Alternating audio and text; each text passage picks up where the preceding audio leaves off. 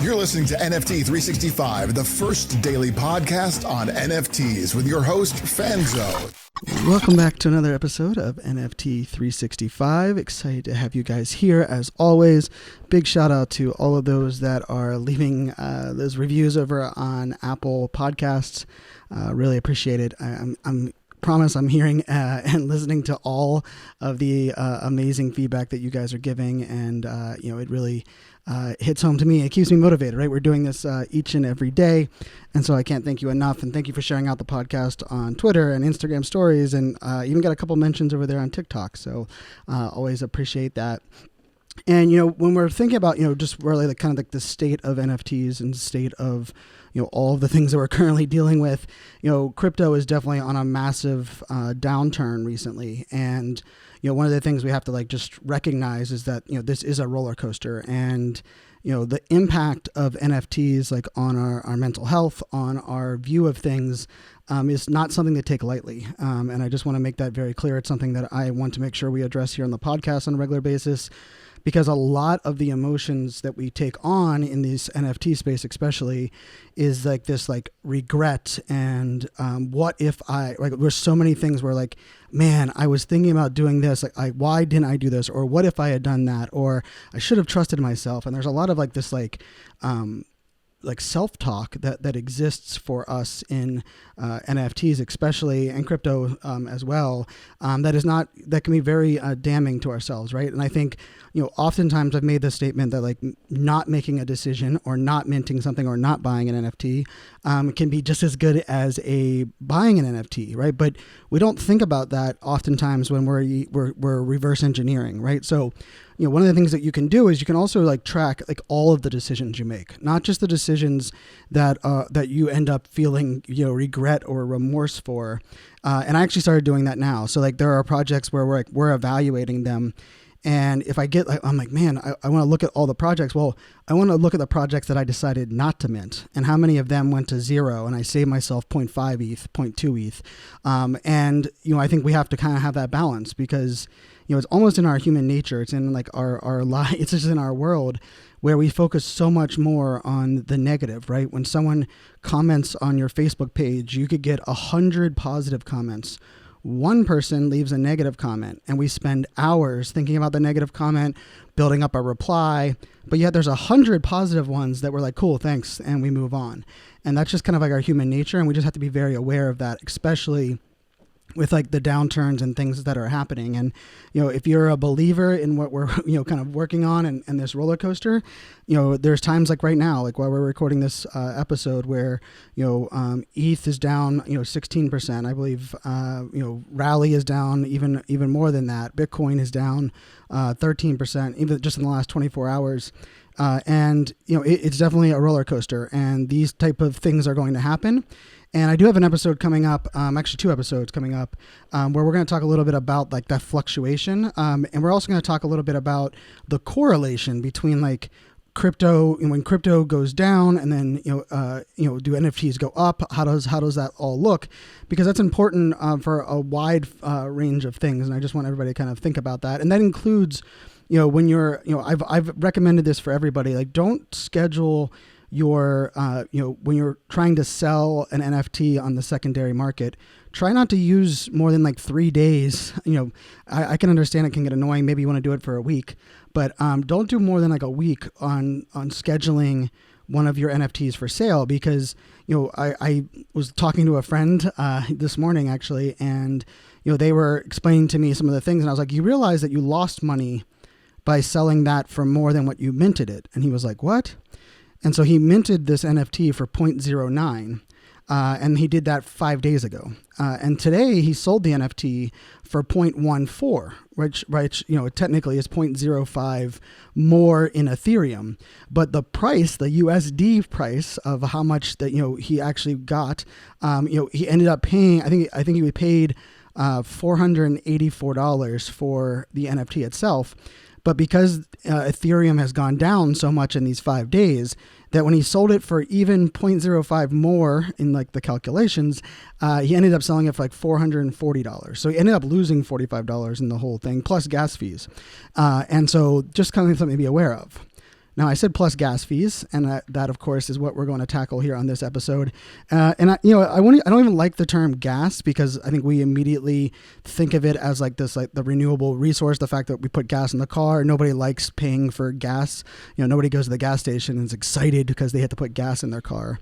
But if we think about it from the standpoint of, transactional fees, and I don't even like that, right? Because then it's like, why am I getting a fee every time? More of it really is we are paying for those that the computers, the miners that are actually, solving the problems that actually keep Ethereum going, or, ETH going. We're actually paying them, right? So like, that's how this, like the entire fees go. But I'm going to kind of break down, kind of some of the things here that you're going to want to pay attention to. But one of the bigger things about this is it's very easy for us to spend all of our time like really like being upset about like these fees, and probably a couple of years from now we'll look back and laugh at the fact that we are willing to pay these. But you also have to remember, as early adopters that are pushing the technology, we have an early adopter advantage, right? Where the bar is not currently set on what things should be charged, how the fee, how much things are worth, and in many cases we're reaping the rewards of being the early adopters, the ones that are here. And in a way, we're paying higher gas fees because we know that there's some innovations coming that are going to help us with that. But I would argue that our benefit in the ETH ecosystem outweighs the fact that eventually we can actually pay less in our fees, as we move forward. So just kind of keep that in mind. Now, gas, it is how the miners get, paid for solving the problems within, that's how, from a cryptocurrency side of the house. But we actually, I just want to kind of break it down into, kind of the idea, right? And so within a smart contract, or within like the underlying code of an NFT, there are gas units. And those gas units are actually based on the actions that are needed to be taken for that transaction to happen. And so, for example, people are like, why do I have to pay gas when I'm transferring an NFT? I'm not selling it, I'm just transferring it. Why am I paying gas? Well, it's because when you hit execute on that, what it has to do is it has to look at your wallet, and it has to say, like, does this person own the wallet? Yes. Do they have the ability to transfer this? Yes. Is this address that they're transferring it to available? Yes. And so it's doing those checks, and those checks are ultimately what you're paying for. And so that includes when we're posting the very first time we're posting an NFT of a collection to OpenSea, we do have to pay a transaction fee, because it's the time we're kind of opening up that block for us to actually make the transaction. And just to clarify that, this is a big, it's been a big discussion in our Discord. It's only the first time that you're doing a collection on that secondary marketplace. So let's say, I'll just use, for example, the In-Betweeners NFT, right? I own 6 In-Betweeners NFTs. It's the Justin Bieber bears that many of you have seen me talk about. And it's because I own 6 of them, the very first time I go to sell one on the secondary market, it's going to pop up and say, hey, this is your one-time fee for posting this for sale, right? And I hit yes. And usually I would say it ranges from like $12 to like $40, depending on gas fees, which we're going to talk about here in a minute. And so once I pay that, every other time I list a different in-betweener NFT or that same in-betweener, I'm not paying each time I'm listing it, just that initial one for the entire collection on OpenSea. Now, if I go to a secondary market like Looks Rare or Rareable, and I go to post that same collection, I'm going to pay that fee again, because it's the marketplace and it's logging that transaction. So those are things to kind of keep aware of. So, but before we kind of go into that, that whole piece, what Ethereum is Ethereum is a first mover advantage blockchain. And what I mean by that is kind of like in the stock market where they have the concept of front running stocks. What it really means is that the way that things are prioritized to execute on Ethereum is based on how much gas. So, right, the more gas you pay, the more that your item is pushed to the front of the line, right? And so it would be almost as if you were sitting in traffic, right? And let's say that I think the traffic example is great. I live in Washington, D.C. It's one of the worst traffic places in the world, maybe minus L.A. and New York. It used to take me 2 hours and 5 minutes each way to go 29 miles when I worked at the Pentagon, right? 29 miles it would take take almost 2 hours. Ridiculous. But here's the example, right? When you get onto the highway, when I would get onto the highway at 7:30 on a Monday, traffic would be backed up for miles, right? And it would take me a lot longer to get in there. Now, in the blockchain world, if I wanted to pay more gas fees, I could actually increase or jump that line, or maybe even go into the HOV lane, right? Where I'm actually able to skip ahead. Now, what if I was like, man, I don't want to pay anything. I'm gonna pay a very low gas fee, and I'm gonna sit at the very back. Well, what happens is eventually, if I was staying in the very back and people continue to pay the average rate on the interstate, I just keep staying in the same spot or even going backwards because it keeps piling on. And eventually I would fall off because I would never actually get to my destination. So if you don't pay enough gas fees, which means if you go in there and you manually lower it, you actually you will actually end up with a failed transaction, and then you won't end up paying the whole gas fee, but you will pay an amount based on what transactions have happened. Now, the difference between this is if I was leaving the Pentagon here in Northern Virginia at, let's say, midnight on a Sunday night, all of a sudden the traffic isn't near as much, right? So I don't have to pay a lot more to skip ahead because there's no one really to skip ahead of, and I can actually pay a minimal amount, and then I can just keep cruising on the interstate, right? And so the thing to think about this is that there are multiple factors that actually go into the price of gas. And, it can be the time of day, right? The amount of traffic that is on the interstate.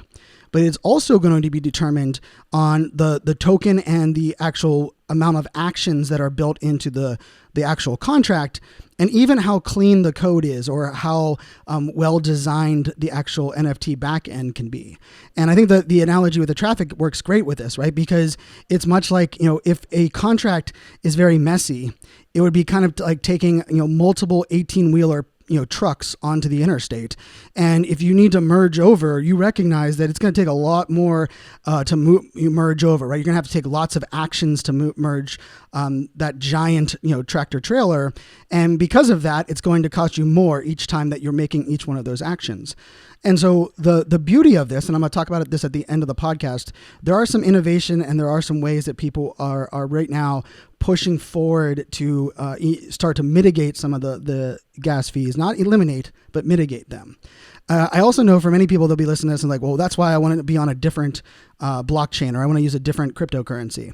Let's be very careful on what that means. Just want to put this out there that if you take the transactional volume of Ethereum and you put that on the exact same amount of transactions onto something like Solana or Cardano, you're going to run into a whole other mass amount of issues that could be not only where the network becomes so clogged that it does nothing, but it could also be because it would require the computing to be so chaotic that the fees could go out of control in a way that we've never actually imagined before. And so these are things that you're going to want to factor into these decisions, because it's very easy to say, wow, I hate gas fees, I want to go onto Solana.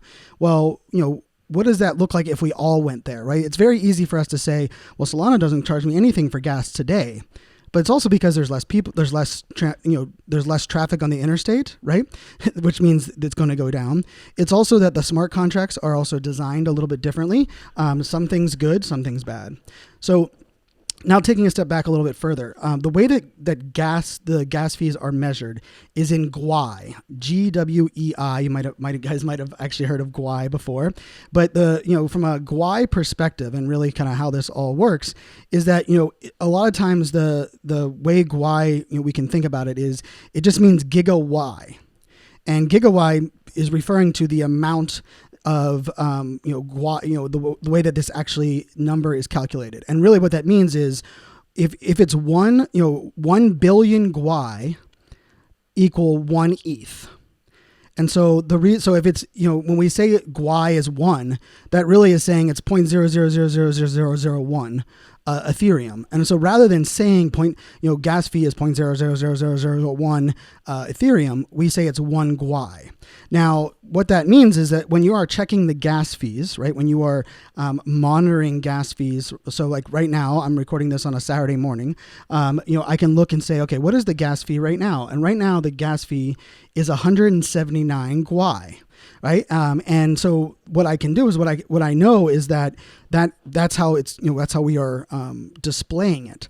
And so one of the things that you'll start to realize is that you'll be able to look at that number and determine if now is a good time or a bad time. Now, I will say for those of us on the East Coast in the United States, we are part of like the mainstream side of using the Ethereum blockchain. And so more often than not, during our prime hours, right, between, let's say 9 a.m. and 9 p.m., the gas fees are, for the most part, are going to be higher than they would between 9 p.m. Eastern time and 9 a.m. Eastern time, right? Or 7 a.m. Eastern time, I guess.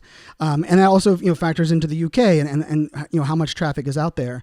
And so I'm just going to let you know right now, while we're recording this part of the episode, it's at 179 Gwei. And I would say that's a little bit on like the higher side, but not super high for this time of day, right? And I will say for me, for the most part, if it's the closer to 100 Gwei, the better for me. Like I don't really find, just because of the time of day that I live in, I very seldom am able to make a transaction that the Gwei is under 100. And if it's over 200, almost no matter what, I'm not going to make that transaction unless it's something that I know that it will disappear if I don't have it, in that time. So, gas fees, and I remember I don't like the term, they're a necessary evil because they're what keeps the Ethereum blockchain running. And they're also how we make sure that the network is not clogged or plugged. Because if the gas fees didn't exist or they were changed in a way that were so small, what would happen is that spam and useless transactions on the blockchain would actually clog up the blockchain, and our transactions would actually not be able to be executed, and it would be something that would be a lot of difficulty there. And so when we think about this, there's some things that are going to make our lives a little easier. And you might have seen this where you're going to go, let's say you're going to, I've noticed this. I'll use me as example. I've been minting the NFTs for our project under my public wallet, and then I transfer them to our Mint 365 wallet. And so funny enough, I can look at the Gwei and it say, okay, I know that the Gwei right now is 145, and I go to transfer one of my NFTs and it comes up and says that transaction fee is going to be $31, right? US dollars. And I hit accept. The Gwei stays the same. I go to another NFT, I hit transfer, and it says the transfer fee for this one is $135. And you're like, it's $100 more? Like, the gas fees go up? Not necessarily, right? When I'm looking at I'm monitoring how much Gwei it is currently, the gas fee didn't go up, but it could, and there could be a couple factors within, what are the things within the NFT? Like, how is the contract written underneath of that NFT that is it so complex? Or let's just say, it's a difference between clean code and dirty code in the sense of, is it written in a way that allows the miners and the transactions to go through it very fast? Or is it a lot of like useless steps, a lot of like if this then that ultimately don't need to be executed? And so one of the things that we're seeing is that you can write, you can use different tokens now, and you can actually build out different styles of smart contracts to hopefully mitigate that, right? And for those that are aware of this, like I talk about this on Twitter a lot, where I will, if a project is designed and was built with a low gas fee contract, I make that very well known just so people are aware of that. Now, not all contracts, not all NFTs can be built that way, because part of the reason we love, some of our favorite NFTs is that they do a lot of things for us, right? The NFT itself has so many different things that it can activate. And because of that, it's naturally going to be more complex, more, going to, cost us a little bit more. Now, there are some nuances in gas fees. One of the things that most people are not aware of is that when you go to buy an NFT in the secondary market, right? So if you open up OpenSea, and let's say you're going to search World of Women, and you go to click and buy one of the World of Women NFTs, you're going to pay, the person that buying the NFT is going to pay that gas fee when you're buying it. So depending on when you're buying it will determine what the gas fee is. Now, if you put an offer in, right? So rather than saying you're going to buy it, you're going to put an offer in for that NFT. And let's say they accept that offer, the actual person accepting the offer actually pays your gas fees. Now, I will say that doesn't mean that your, accepted bid offers are going to always work, right? There's a difference between buy now and then bidding on something that is an auction, or putting in your own, you're making your own offer for an NFT. And so I do know some people that are in, the community of mine here, with the NFT 365 that have got really strategic with ways that they're putting offers in above the floor price, but below the price that the person is asking for that NFT. And if they accept it, they're also saving the gas fee because the actual seller is then paying for the gas fee. So you could almost calculate that you can make a higher offer maybe than you wanted to, or that you're thinking about, because that gas fee is now going to be passed off to the seller. Now, when you are factoring these things in, you do want to, when you're in your spreadsheet that you're kind of tracking your NFTs, you also want to, track how much that gas fee was and like what that, amount is, right? And, I will tell you, we're doing that with our, we're buying an NFT every single day here with the podcast. And that is something we are tracking. And originally I was just tracking how much ETH the actual gas fee was, right? So I would say, gas fee on this one was 0.009. And now I recognize okay, well then I have to go figure out what was ETH at that point. So I am putting like US dollar amount, where I'm tracking the US dollar amount that we are spending in gas for each one of these transactions. Now I will say the overall price points of NFTs, I do believe, is a little high for entry points. And it's also, a limitation for our mass adoption of NFTs, but it's also something that's kind of like where we're at right now. Now, I mentioned earlier in the podcast that we will have, there are some innovations that are, in the works that are hopefully going to mitigate some of the gas fees. Now, Ethereum 2.0 is something that has been talked about for years in the making. I will say that, one of the things that I've been hearing more and doing more research on is that there's a high likelihood that Ethereum 2.0 will roll out this year. But there's also a high likelihood that won't have a immediate drastic impact on gas fees because of a whole wide amount of reasons for us kind of transitioning over and how that all will kind of look. But there are some innovations that are happening around the way the contracts are actually managed within like a marketplace. We also know that there are some really well designed some smart contract templates that are allowing people to kind of build a little bit more seamless NFT experience, which hopefully will bring the gas fees down as well. And so you might be asking yourself, what does this all mean, Brian? How does this all work for me? Well, I will tell you, for me, if I see an NFT for sale and I notice it's been up for sale for a while, right? You can look and see, it'll say how long this NFT has been for sale. Maybe it'll say, it'll say it was listed 7 days ago, right? Well, if I know it's been up there for a while and there's not a whole lot of buzz around this NFT collection, what I will do is I will actually, this is how I do it. I'm very calendar driven. I'll go on my calendar and put at 11:30 tonight, I will put a notification, buy World of Women NFT. And I'll put the link to the one that I want to buy, or I'll hit favorite. And then I'll come back to it at 11:30 at night, where oftentimes the gas fees for me are much lower than they were in the middle of the day when I'm discovering that. Now, if I see a collection that is getting a lot of buzz and momentum, and there's a really great deal on an NFT right now, I'm going to sacrifice and pay more gas fees at that moment because, hey, I don't want to risk losing it, right? And that's kind of that risk versus reward.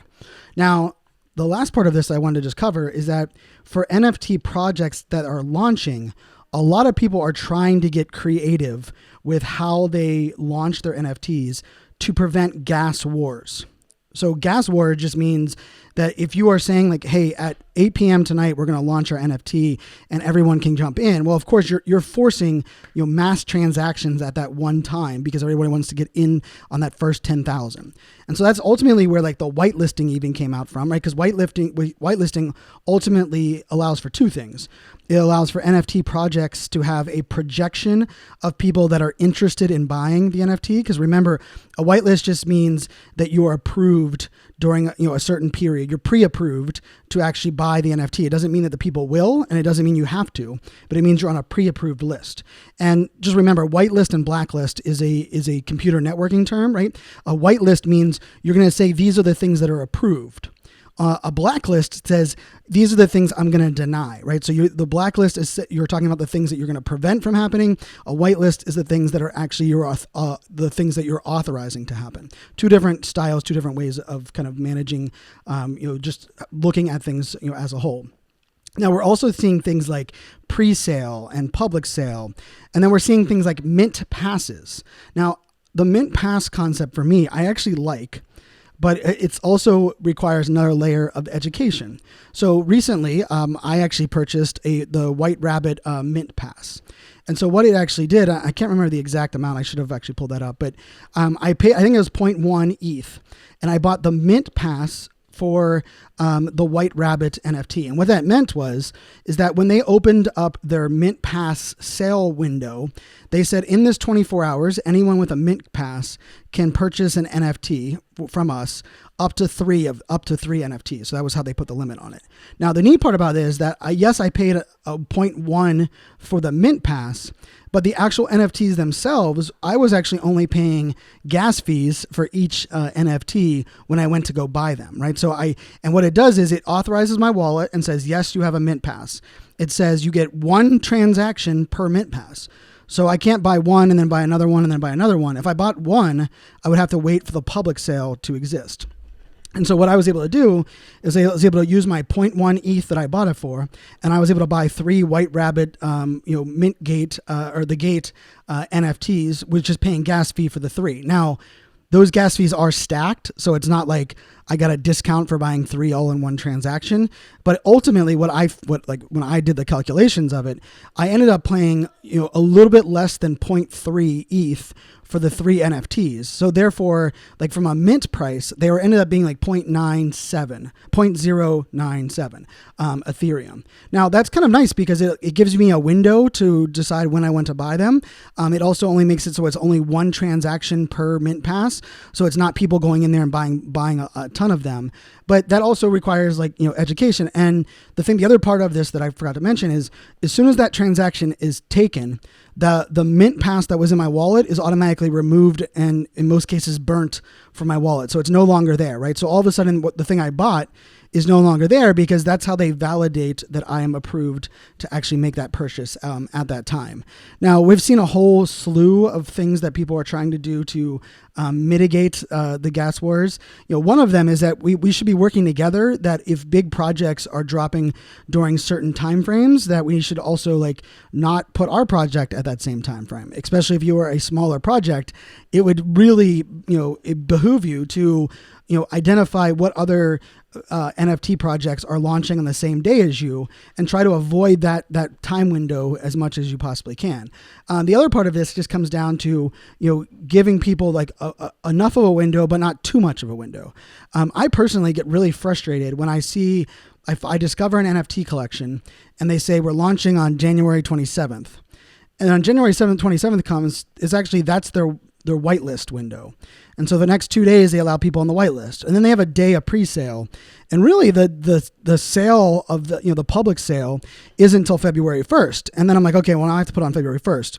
Well, then when it gets to February 1st, I recognize when I look at the total amount for sale that they only have 1,000 left of their 10,000. They've sold 9,000 through their whitelist and their pre-sale. Well, wow, what's the chance of me getting one of those 1,000 at the end? That's like a very unwelcoming feeling. And I'll kind of wrap this episode with this, in mind. Hopefully this kind of helped everybody kind of wrap their head around gas. And I'll give you a couple tools that websites you guys can check out to be aware of gas. If you're in our Discord, you can choose /gas in our Discord, and it'll pop up with the exact gas price at that moment for you individually. It won't be like a public Discord post. But so if those of you that are in, this is a good reason to jump into our Discord. You'll actually be able to, if you're going to make a purchase, just open up Discord, use /gas, and then it'll pop up and tell you what is the current GUI at that moment. But the thing that I just want to put out there, as we look at this, gas fees and transaction fees and how this whole world works, I do think that, when we think about, public adoption or mass adoption, if I see a project that is getting a lot of buzz and doing lots of Twitter spaces, And I'll just use one for example. I love the Women's Tribe, but there's a NFT that's dropping very soon called Women's Tribe. They've collaborated with Fame Ladies, and I've seen a lot of the projects. I'm a huge fan of Fame Ladies, Women in Weapons, and Crypto Chicks are like three of my personal, and Alpha Girl Club are four of like my favorite current projects right now. And there's a project called Women's Tribe that is getting a lot of buzz, lots of conversations around the project. And I will tell you, the feeling I have right now is, well, I'm not going to get that mint, right? Because, and I will tell you, I don't have the time right now to jump into every Discord and play the whitelist games of like, engagement or like this post or, the first 500 people that, do A, B, and C and D and, whatever. I just don't have that time right now because of the podcast, because of the things we're doing. And I understand, hey, if you put in the work and you get the whitelist, you're entitled to that. But here's the feeling I've been getting recently, and this is not a good feeling that we should have as an NFT community, is if I see something that is a really great project and everyone is starting to recognize it as a great project, I just assume it's not going to be one that I'm going to have on the day it launches. And I don't think that's the right way of doing this, right? I don't think that means, so I think there has to be a way for us to be better at, giving the public the opportunity to get an NFT. Now, part of that can be you're only allowed one per wallet. Well, now that could be an option, but then that also plays into another couple of scenarios that we could talk about, right? Where if everybody only has one, then the transaction volume's down, and then if we say if it's only one per wallet, there's a lot of whales and bots that are really good at buying a lot per wallet, or buying one in a wallet, switching it out of the wallet, buying another one.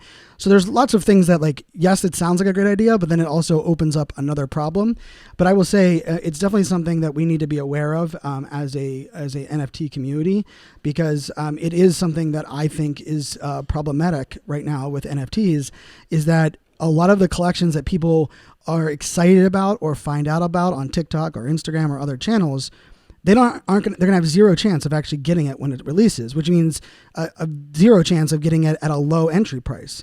And we've seen a lot of these influencers, a lot of these bots that are just shady and bad for the community. Well, they'll go in there and buy 100 of them. They'll put them for sale 5 or 10x right away, with the goal of just maximizing that and saying, "Ha, we're lucky because we're best friends with someone on the team, and they gave us the option to buy them ahead of time, and we're going to take advantage of all of the average public because of that." And unfortunately, that's part of the game as well. It's easy to complain about that, but that's just kind of the way this works. So definitely keep all that in mind. With that being said, there is a couple, I mentioned my Discord is a great place for you to check out if you want to check out the gas fees. I will tell you, like right now, I'm using Icy Tools, and the gas fees on Icy Tools, I told you earlier, it was $179. Gas fees have gone up. So right now gas fees are $212. So it's actually higher. So right now I would not buy or post for sale a new collection at this moment, because as soon as it's over 200, I try my best to avoid making any of those type of decisions.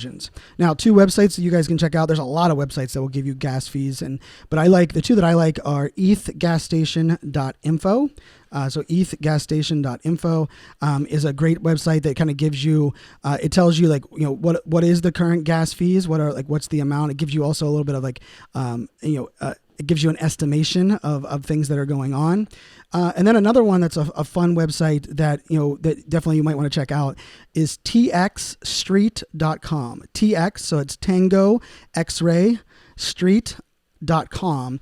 It gives you like a cool little South Park visual here, where you can actually see, let's say, we can just look at, the Ethereum side of the house. We don't have to look at, the dual side, but we can look just at Ethereum, and it'll actually show you the different, aspects of what you're looking at, right? So it'll show you how many transactions are coming in, and then it'll tell you how many that are actually being executed. And you can see, like, hey, as it gets clogged up, or what are the pending transactions, what are the actual, costs there. And that's definitely something, you can kind of have some fun with. It even shows you where the different transactions are coming from. Are they coming from OpenSea? Are they coming from MetaMask? Are they coming from Rarible? Are they coming from SushiSwap? So it's a pretty cool little visual they have over there, and it's txstreet.com that you guys can check that out as well. And like I said, there, right now it's easy for us to only focus about complaining about gas fees, but it's really what keeps the Ethereum blockchain running.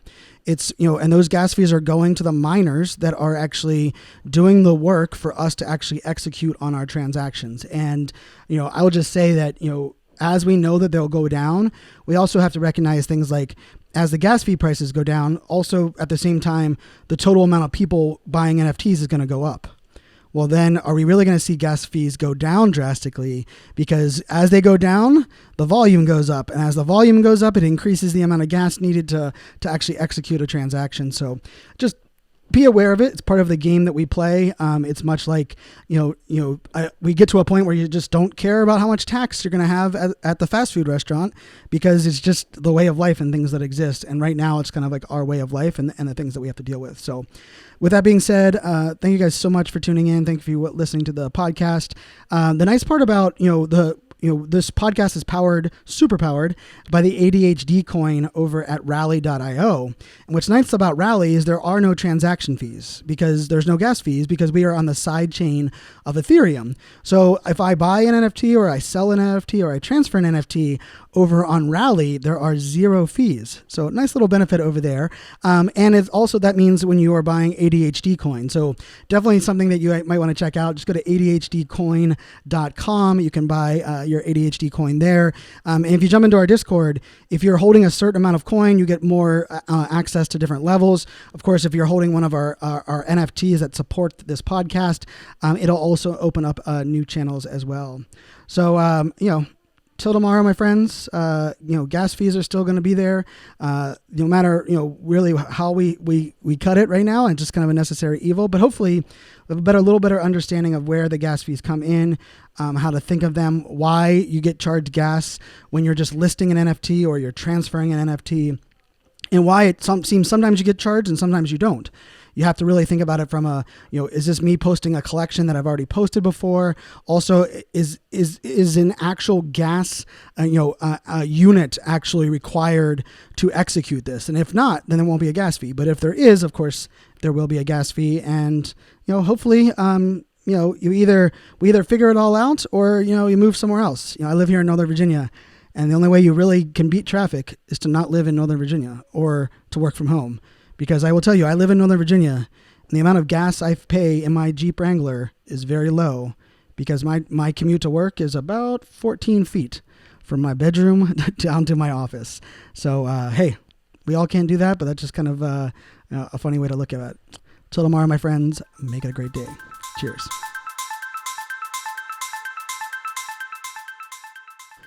All right, thanks. Those here on YouTube, thanks for checking out the podcast.